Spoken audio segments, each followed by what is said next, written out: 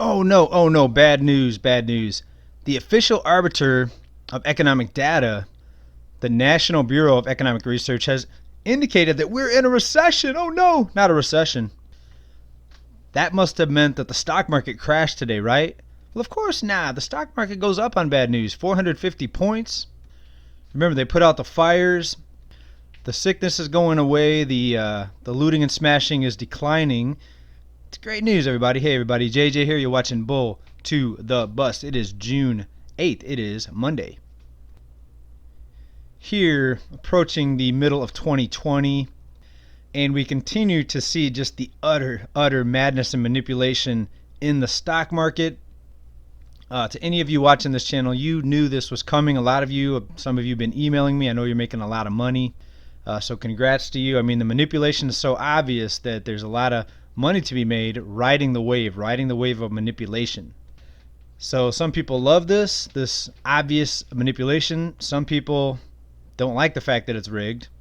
Okay, love it or hate it. This is the real system that we're living under right now. We have funny money, fiat money bankers, the monopoly men that run the show. Let's take a look at some recent news here. Now, did we need the National Bureau of Economic Research to tell us that there's a recession? Well, of course not. I mean, many would argue that we've been in a recession since 2008, since the financial crisis. The only thing that stopped, or the things that stopped this entire system from collapsing, was mega bailouts, mega liquidity injections into the banking system, rescuing the too big to fail institutions from utter failure, while at the same time letting millions of people lose their homes and get those homes foreclosed, and the rich got richer in that case. And it's probably what's going to happen again. We do see the continuation of the boom and bust cycles. We do not see it changing. Yes, the timing on it's a little bit different. We had a lot of issues come up here. Let's call them issues with the riots, with the sickness. But ultimately, it's going to be the same. I think they're going to let it collapse after November of this year. We'll have to see who's right. But look how right we've been so far. We told you that the economy would be or that the stock market rather would be manipulated back upward, and it has been. And take a look at this. We're approaching. Well, we're past 27.5 in the Dow. We're probably going to be at 28,000 by the end of June. And that's going to put us only 2,000 away from that 30,000 mark, which we almost reached back before the big drop, before the sickness breakout. And I know many of you were making fun of me because I called Dow Jones 30,000, when a lot of other people, honestly, a lot of other quote-unquote stock market experts were predicting a collapse. So many are asking, how was I and us here on this channel who all knew the obvious, how were we able to tell that the stock market was going to recover and get pushed back up towards all-time highs? Well, it doesn't have anything to do with fundamentals anymore. Earnings, you could throw that out the window. PE ratios, chart patterns, doesn't matter, because the thing you have to look at is the agenda of the manipulators. Let me repeat it. It has nothing to do with actual fundamentals. It's the agenda of the manipulators. What is the agenda of the manipulators? That's the key thing you have to look at. Right? In a manipulated economy, fundamentals don't mean much. Now, of course, there are some companies where you want to look at fundamentals. Not every company is listed in these stock indexes. For example, the Dow Jones is 30 companies. The S&P 500 is more companies, but overall, it's a manipulated market. Just look at the agenda, try to figure out what the agenda is of the manipulators. Now, we've seen the divide and conquer strategy coming from the top down. They've got everybody left versus right. There's very few of us in the middle, us independents, who can look at this objectively.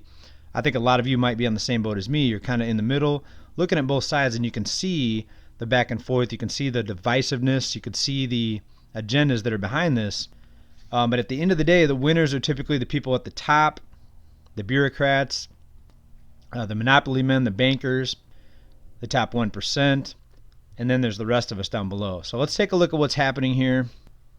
Here's a big one right here, in my opinion. Former FDIC chairwoman admits that the Federal Reserve contributes to inequality. There's that word. We've been hearing that word a lot, inequality. Well, financial inequality is a big thing. It affects a lot of people. So why can't the current Fed chairman just admit that? Why do we have to wait for these people to leave their positions from the Fed, from the FDIC, the banking elite, so to speak? Why do we have to wait for them to leave their positions in order for them to tell us the truth? Well, let's listen to what she said here. I should say, let me read you what she said. This is Sheila Bair, the former head of FDIC. The Federal Reserve contributes to inequality in the U.S., and that monetary policy, which largely helps the wealthy, fails to adequately trickle down to other demographics. And she said the following quote, "I think it would be good for the Fed to acknowledge that and try to find better ways to use their tools in a way that doesn't exasperate the problem." And she was quick to point out the benefits, and she said that the Fed's inflation of asset prices doesn't really trickle down to labor markets. Well, no. And sure, if you play your cards right, you can make money off of this even in the bottom 90%, but we know that the wealth typically stays at the top. And of course, what do you think is going to happen when banks get money for essentially free and they can loan it out up to 30% if you're looking at a credit card? And that would be usually the worst possible rate is 30% on a credit card. And that's the penalty rate. I believe it's like 29.9, something like that. The penalty rate if you're late or if you get if you go over your credit limit, things like that. So yeah, banks are raking in the money. So what do you think is going to happen? There's going to be the banks getting wealthier. The fractional reserve system, the banks can lend out money they don't have. So of course, we knew this is going to happen. We knew that there's going to be a huge wealth divide. Right? This is no secret, and the people working at the Fed currently, they know this. And here's something else that Ms. Bair said. She criticized zero interest rate policy as the driver of inequality, something that Fed Chair Jay Powell pushed back on recently, saying that the Fed's policies absolutely don't add to inequality, and that the Fed's response has been to help workers and save jobs. Okay, so you see what's happening here, right? The Fed, they come in, they cause the boom cycles, they cause the bubbles. When the bubbles burst, and in this case it bursted largely because of the shutdown, but it was going to burst anyway, people cannot continue taking on debt. At some point, there's something called bankruptcy and defaults. Eventually, the defaults add up so quickly that people end up losing their homes, losing their vehicles, filing for bankruptcy. Right? Infinite debt is only possible for the banking system. It's not possible for us as the working class people, the bottom 90%.